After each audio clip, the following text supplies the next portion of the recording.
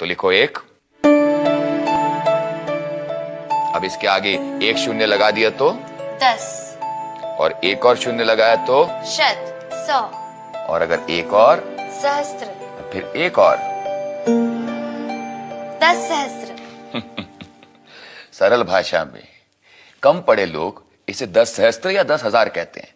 हम इसे कहेंगे अयुत।